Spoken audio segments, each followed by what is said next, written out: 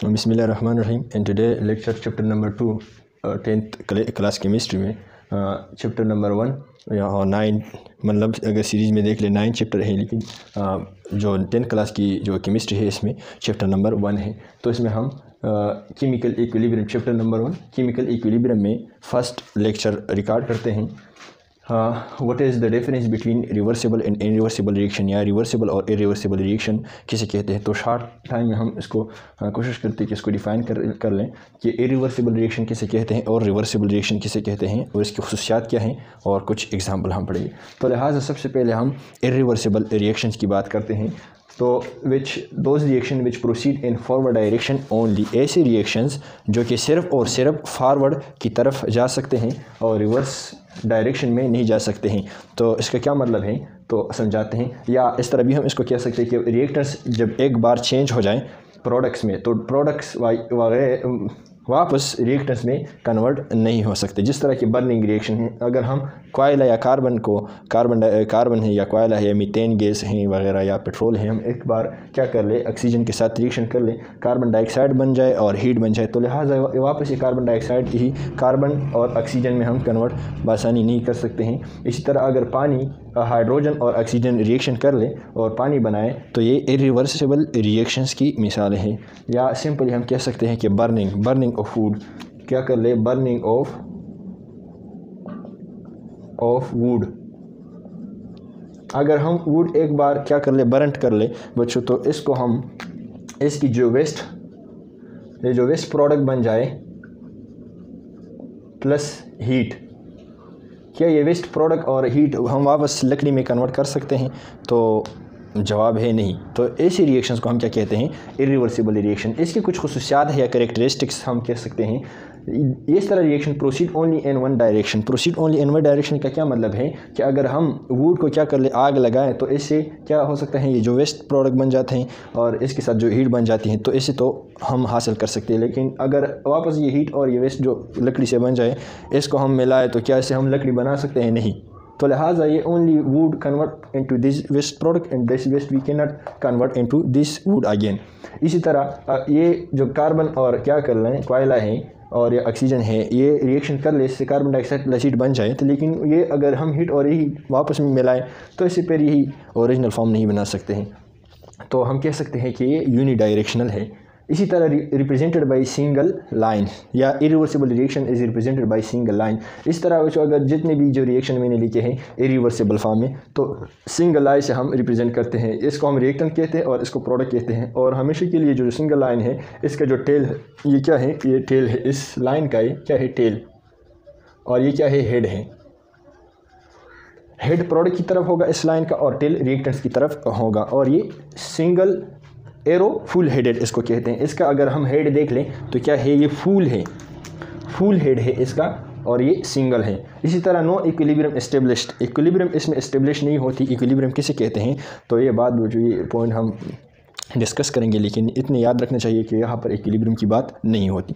इसी तरह these reactions goes to completion, और कंप्लीशन की तरफ भी जाते हैं। फ़र्ज़ करें हम क्या कर लें, ये कार्बन है और हम ऑक्सीजन के साथ क्या कर लेती हैं, ये रिएक्शन कर लेती हैं, तो ऐसा टाइम आ जाएगा कि ये कार्बन क्या हो जाए, यह कोयला है, ये कम्प्लीटली बर्न आउट हो जाएगा और ये ख़त्म हो जाए। इसी तरह अगर हम ये वुड की बर्निंग कर लेती हैं, तो ये एक टाइम इस तरह आ जाएगा कि ये वुड क्या हो जाए, ये ख़त्म हो जाएगा। तो लिहाजा हम कह सकते हैं कि ये रिएक्शन कंप्लीट हो गया, मतलब ये रिएक्शन ख़त्म हो गया।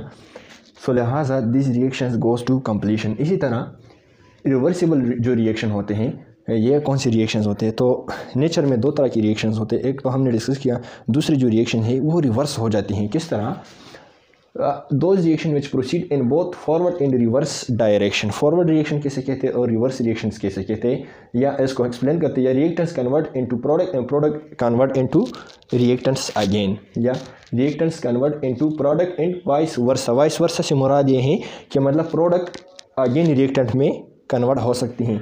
जिस तरह की अगर हम मिसाल दे दें, A+B जर्नल हमने रिएक्टेंट्स लिए हैं और इसी क्या बनाया है, इसको हम रिएक्टेंट्स कहते हैं। और ये जो बन जाए न्यूली फॉर्म्ड जो सब्सटेंसेस हैं, इसको हम प्रोडक्ट कहते हैं। तो इस रिएक्टेंट से ये प्रोडक्ट बन गया, लेकिन ये प्रोडक्ट से अगेन ये रिएक्टेंट्स बन सकते हैं। अगर मैं मिसाल दे दूँ, आइस है, आइस अगर थोड़ी बहुत हम इसको गर्म कर लें, तो ये क्या हो जाती हैं, वाटर में क्या हो जाए, कन्वर्ट हो जाएगी। और ये वाटर क्या है, लिक्विड है, और ये आइस क्या है, ये सॉलिड है।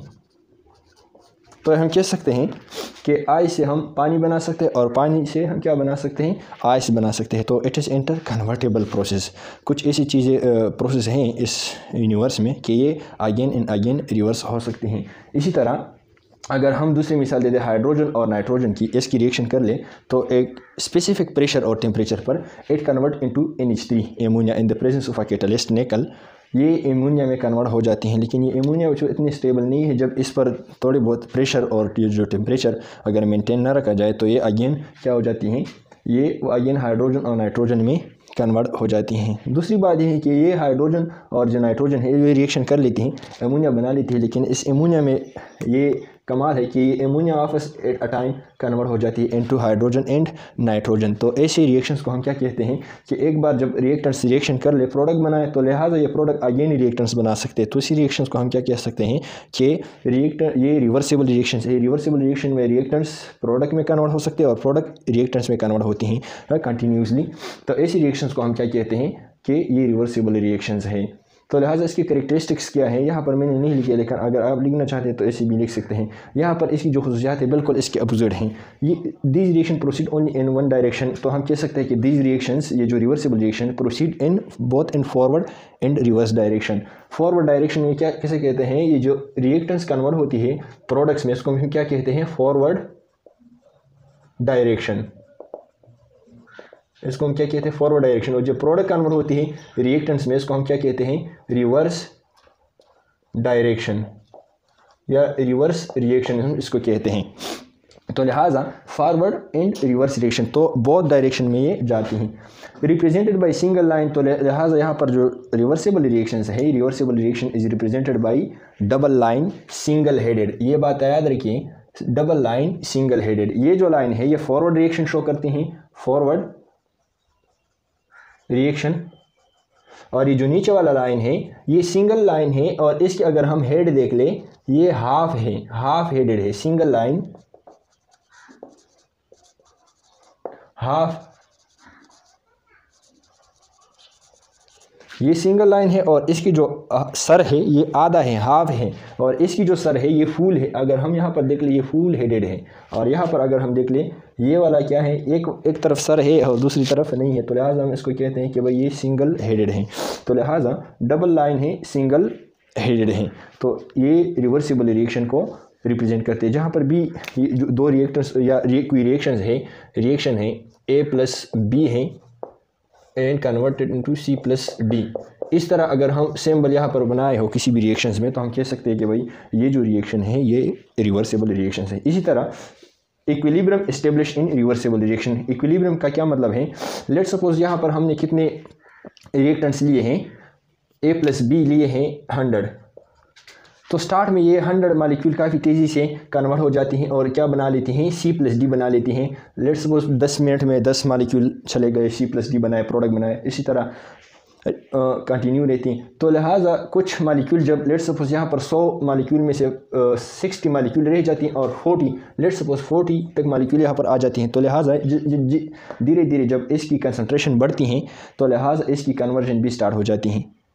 तो एक टाइम इस तरह आती हैं कि यहाँ पर जो फॉरवर्ड रिएक्शन है लेट्स सपोज मिनट में ये 10 जाती है, तो ये 6 शुरू हो जाती है। इसी तरह ये वक्त के साथ साथ इसकी जो स्पीड है, जब कंसंट्रेशन डिक्रीज़ होती है तो स्पीड में भी डिक्रीज़ आती हैं, और इसकी जो कंसंट्रेशन है वक्त के साथ साथ बढ़ती हैं। तो लिहाजा जो बैकवर्ड रिएक्शन है इसकी स्पीड में इंक्रीज़ आ जाएगी। तो एक टाइम इस तरह आ जाती हैं कि फॉरवर्ड की तरफ से अगर 6 मालिक्यूल इस तरफ जाती हैं प्रोडक्ट में, तो लिहाजा इसी तरह 6 मालिक्यूल रिएक्टेंट्स में क्या हो जाती हैं, रिएक्टेंट्स की तरफ जाती हैं। तो हम कह सकते हैं कि फॉरवर्ड जो स्पीड है, फॉरवर्ड रिएक्शन की जो स्पीड है ये बराबर हो गया रिवर्स स्पीड के, या रिवर्स स्पीड ऑफ रिएक्शंस की बराबर हो गया। तो इस पॉइंट को हम क्या कहते हैं, इस पॉइंट को हम क्या कहते हैं, इस पॉइंट को हम कहते हैं केमिकल इक्विलिब्रियम, केमिकल इक्विलिब्रियम, जो कि बाद में हम इसको डिटेल के साथ डिस्कस करेंगे।